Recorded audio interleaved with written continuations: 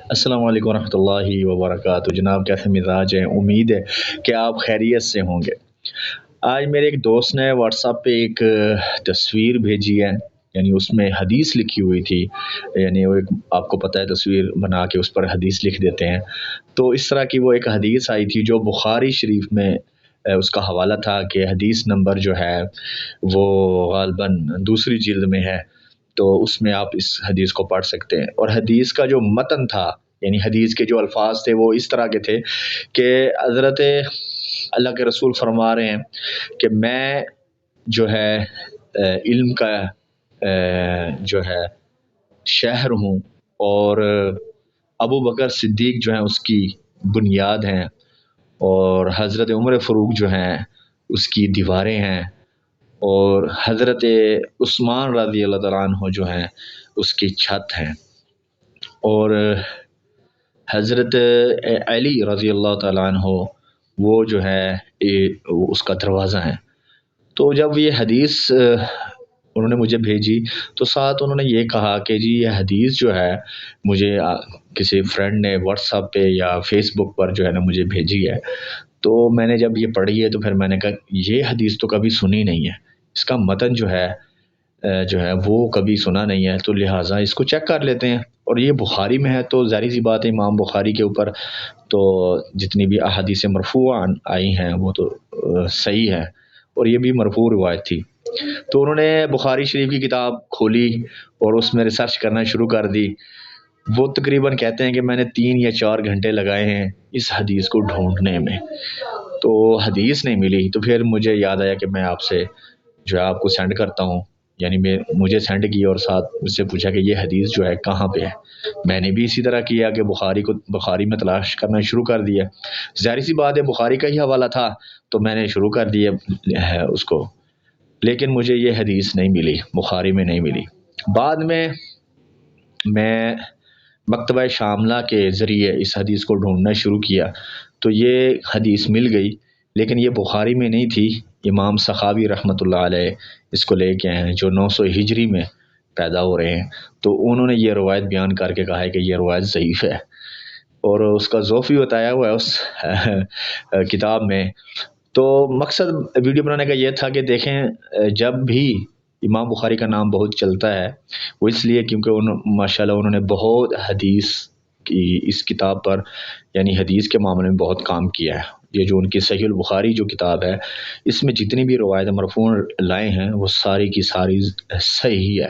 اس لیے جب بھی بخاری کا نام لیا جاتا ہے تو لوگ اس کو دیکھنے سے کہتے ہیں بس ٹھیک ہے امام بخاری کا نام ہے، امام بخاری نے روایت کی ہے تو صحیح ہے۔ محدثین میں جو ان کا درجہ ہے وہ بہت اونچا ہے اس مقام سے کہ انہوں نے حدیث کی ایک ایسی کتاب لکھ ڈالی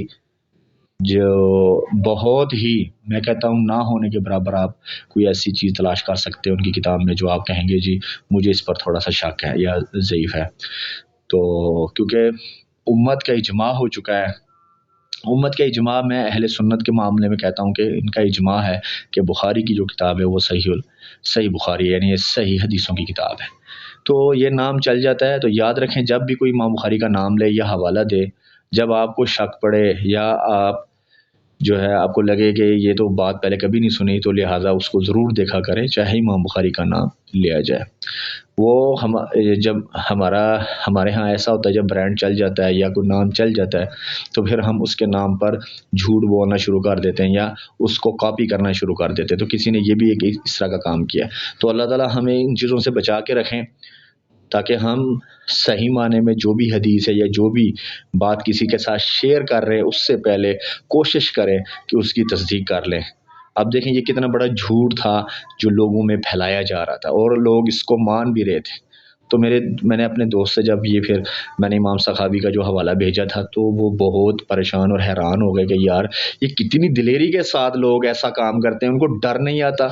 آپ سیدھا امام سخاوی کا نام لکھ دیں گے، ان کی کتاب میں ایسے الفاظ موجود ہیں، لیکن امام سخاوی رحمۃ اللہ علیہ لے کر آئے تو اس کو ضعیفی کا ہے۔ اب امام سخاوی نے یہ بات اس لیے کہی کہ یہ لوگوں میں یہ مشہور ہے، لہٰذا یہ بات اللہ کے رسول کی نہیں ہے، آپ اس کو نہ مانیں،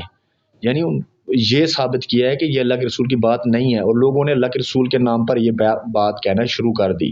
تو اسی طرح سند جو ہوتی ہے یہ دین ہوتا ہے۔ اگر آپ سند کو چھوڑیں گے، پھر ہر جو چیز آپ کے ساتھ اللہ کے رسول کے نام کے ساتھ بولی جائے گی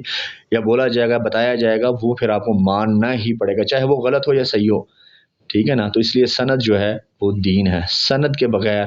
آپ اللہ کے رسول کی بات کو بالکل نہیں مانیں گے ہم، کیونکہ وہ کسی کی بھی بات ہو سکتی ہے، تو اللہ کے رسول کی جو بات ہوگی اس پر تحقیق ہوگی، اور وہ اس کا واسطہ جو ہے سند والا واسطہ، اور اس میں جو محدثین ہیں یا راوی ہیں اور روایت بیان کرنے والے، ان کا ثقہ ہونا ثابت ہونا چاہیے۔ ہر چیز اس میں جو دیکھی جائے گی جو حدیث کے اصولوں میں آتی ہیں، پھر جا کے اللہ کے رسول کی وہ بات بنے گی، نہیں تو وہ بات جو ہے پھر وہ جھوٹی ہی مانی جائے گی۔ اللہ سے دعا ہے کہ اللہ تعالی ہمیں اس طرح کی تمام چیزوں سے بچا لے، محفوظ فرما لے، تاکہ ہم صحیح معنوں میں لوگوں کو صحیح حوالہ دیں اور صحیح سند جو ہے لوگوں کو بتائیں، اور جو صحیح حدیث کی روایتیں وہی آگے شیئر کریں، تاکہ پھر ہمیں اس کا اجر ملے۔ جزاکم اللہ خیر۔